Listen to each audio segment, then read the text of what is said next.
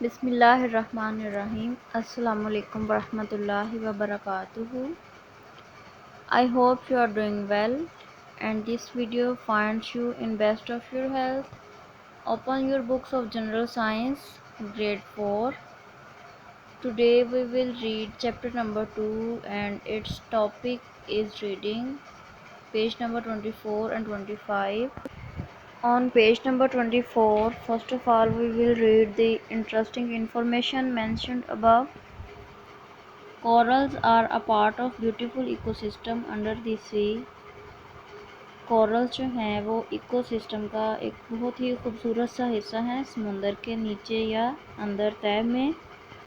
Corals usually live in the form of a colony which is called coral reef. Corals जो हैं ये colonies की form में यानी ग्रुप्स की फॉर्म में इकट्ठे होकर रहते हैं एक ही जगह पर। ये एक तरह से रेत से बने हुए सैंड से बनी हुई बॉडीज़ होती हैं और इनकी कॉलोनीज़ को हम कहते हैं coral reef. They are also called rain forest. इनको रेन फॉरेस्ट भी कहा जाता है ऑफ द ओशन, समुद्रों के, क्योंकि ये बहुत ज़्यादा बेनिफिट्स देते हैं बाकी जो क्रिएचर्स हैं समुद्र के अंदर।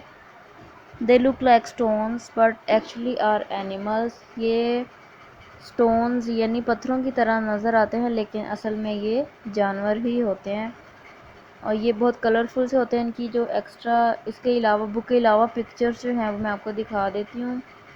ये देखें, ये इतने कलरफुल हैं, ऐसे लग रहे जैसे स्टोन्स हैं लेकिन असल में ये एनिमल्स ही हैं।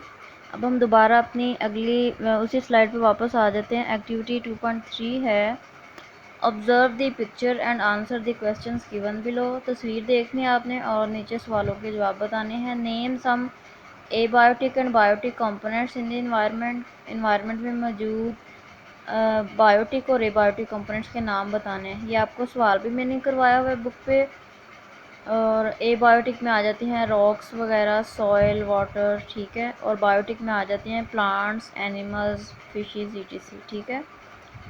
सेकंड है in your opinion how do the abiotic and biotic component interact with each other. आपके ख्याल में बायोटिक और एबायोटिक कंपोनेंट्स आपस में एक दूसरे के साथ किस तरह इंटरेक्ट करते हैं, इनका क्या ताल्लुक़ होता है। तो ये दोनों एक दूसरे पर किसी न किसी तरह डिपेंड ज़रूर करते हैं। जैसे हम बायोटिक कंपोनेंट्स हैं और वाटर, सॉयल, रॉक्स वगैरह ये सारी एबायोटिक कंपोनेंट्स हैं। तो हमें या दूसरे या परिंदों को या इंसेक्ट्स को इन चीज़ों की ज़रूरत होती है। जैसे सॉयल एंड वाटर से हम न्यूट्रिएंट्स वगैरह हासिल करते हैं और रहने के लिए जगह भी ये हमें फ़राहम करते हैं और बाकी भी इंसेक्ट्स वगैरह को हैबिटेट फ़राहम करते हैं। उसके बाद है हमारे पास बैलेंस्ड इकोसिस्टम, ठीक है, यानी हमारा इकोसिस्टम जो है उसके अंदर तमाम सिस्टम बैलेंस्ड कैसे है, तवाज़ुन में कैसे है। The sun is the main source of energy. सूरज किसी भी इकोसिस्टम में एनर्जी का मेन सोर्स है, सबसे बड़ा ज़रिया है एनर्जी का, क्योंकि ये लाइट एनर्जी भी देता है, हीट एनर्जी भी देता है। The plants make food with the help of sunlight. पौधे खुराक बनाते हैं किसकी मदद से, सनलाइट यानी सूरज की रोशनी से। कार्बन डाइऑक्साइड एंड वाटर, सूरज की रोशनी, कार्बन डाइऑक्साइड और पानी से पौधे अपनी खुराक बनाते हैं। They also produce oxygen in this process. वो इस अमल में ऑक्सीजन भी पैदा करते हैं। This oxygen is used by animals for respiration. ये ऑक्सीजन जानवर इस्तेमाल करते हैं सांस लेने के लिए। रेस्पिरेशन भी एक प्रोसेस है जिसमें वो ऑक्सीजन को अपनी बॉडी में लेके जाते हैं और फिर उस ऑक्सीजन को डिफरेंट रिएक्शंस में इस्तेमाल करते हैं जो हमारी बॉडी के अंदर ही होते हैं और फिर उसके नतीजे में एनर्जी पैदा होती है जो हमारे तमाम सेल्स को मिलती है और हम सर्वाइव कर पाते हैं, ज़िंदा रहते हैं। ड्यूरिंग रेस्पिरेशन के अमल के दौरान animals produce carbon dioxide which is used by plants.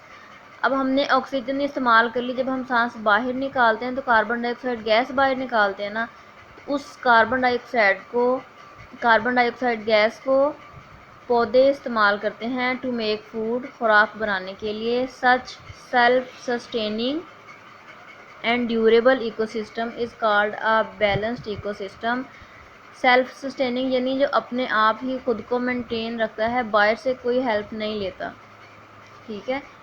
ये इंडिपेंडेंट होता है और बाहर के किसी हेल्प के लिए कि कोई और आके इसको मेंटेन करे, ऐसा कुछ नहीं होता, बल्कि ये खुद ही खुद को इसने मेंटेन किया हुआ है। जैसे प्लांट्स जो हैं वो ऑक्सीजन बना रहे हैं, जानवर उनको इस्तेमाल कर रहे हैं, जानवर कार्बन डाइऑक्साइड गैस बना रहे हैं और पौधे उनको इस्तेमाल कर रहे हैं। इस तरह वेस्ट मटेरियल को भी ठिकाने लगाने का अपना ही कुदरती निज़ाम होता है और ये काफ़ी लंबे अरसे तक चलता है। तो इस तरह का जो इकोसिस्टम होता है, जो हेल्दी होता है, अपनी हेल्दी स्टेट में रहता है काफ़ी लंबे अरसे तक, उसको हम कहते हैं बैलेंस्ड इकोसिस्टम।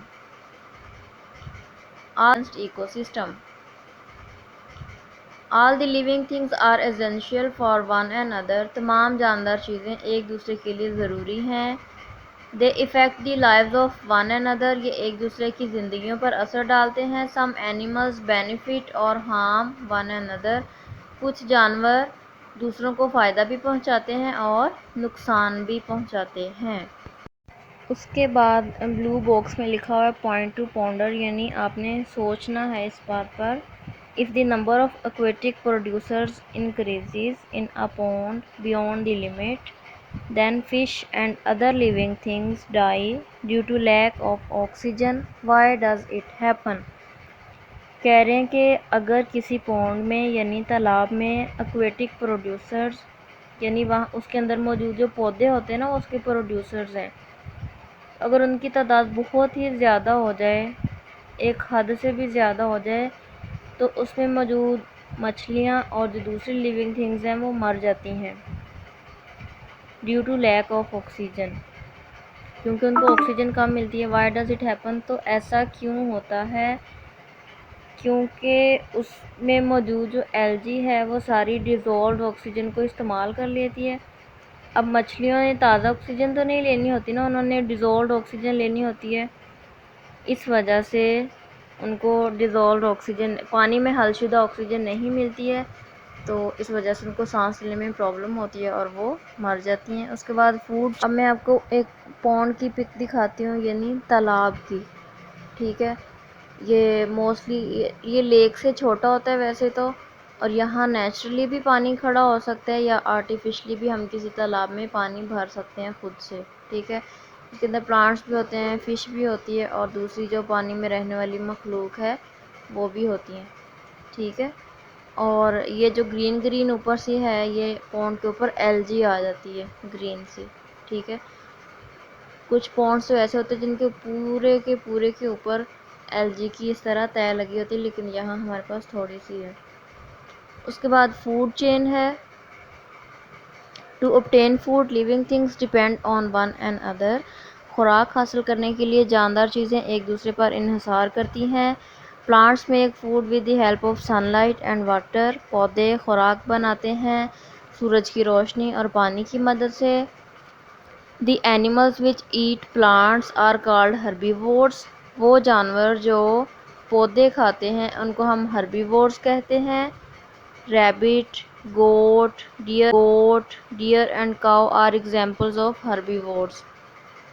खरगोश, बकरी, हिरन और गाय ये हर्बीवोर्स की एग्जाम्पल्स हैं। The animals which eat other animals.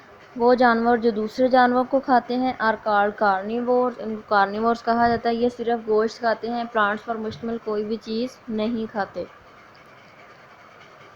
For example lion, tiger, crocodile and shark are example of carnivores. शेर, चीता, मगरमच्छ और शार्क, मछली जो होती है इसके बहुत तेज़ दांत होते हैं, समुंदर में होती है ये, और ये दूसरे जानवरों को ही खाते हैं। The animals which eat both plants and animals. वो जानवर जो पौधे और जानवर दोनों को ही खाते हैं are called omnivores. For example man, bear, birds and crow etcetera. Man कहते हैं इंसान को, बियर रीछ, परिंदे और कौवा। ये अब हमारे पास तस्वीर में कार्निवोर्स हैं एक साइड पे हर्बीवोर्स हैं और एक साइड पे ओमनीवोर्स हैं, ठीक है। हर्बीवोर्स हमारे पास राइट साइड पे हैं, कार्निवोर्स जो गोश्त खाते हैं वो हमारे पास लेफ्ट साइड पे हैं और दरमियान में हमारे पास ओमनीवोर्स हैं, ठीक है। हर्बीवोर्स की अलहदा से एग्जांपल्स देख लेते हैं। काओ है, got, rabbit, horse.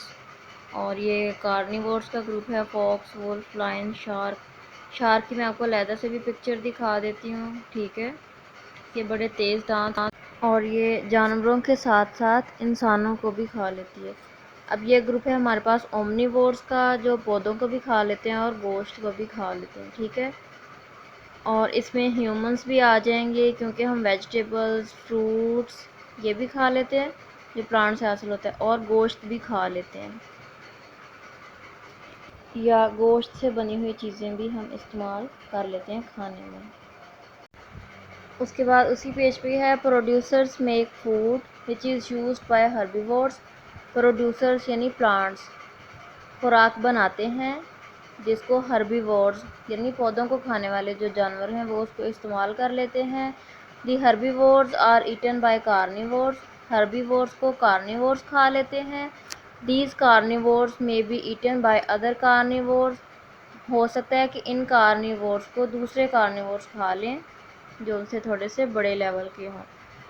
The series of eating and being eaten, दूसरे को खाना और ख़ुद किसी और का शिकार बन जाना, इन एन इकोसिस्टम इस कॉल्ड अ फूड चेन, इस चीज़ को हम इकोसिस्टम कहते हैं।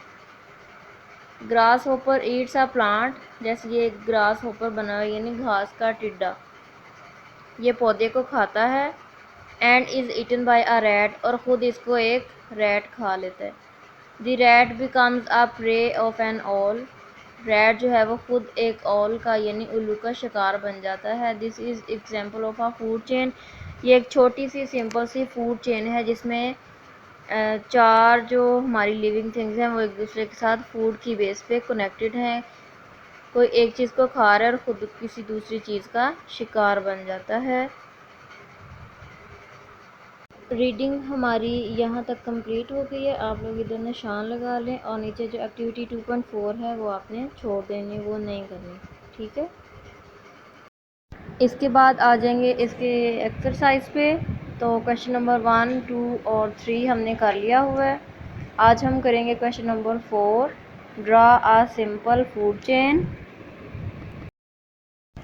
तो इसका कॉपी वर्क करने के लिए आप लोग अपनी कॉपीज़ रेडी कर लें। सबसे पहले मार्जिन लाइंस ड्रा करें, उसके बाद डेट और डे लिखें। Chapter number 2 question answer, draw a simple food chain, यहाँ तक आपने मार्कर से लिखना है सारा कुछ, ठीक है। उसके बाद आंसर है, ये हमने ना सिंपल फूड चेन ड्रा की है।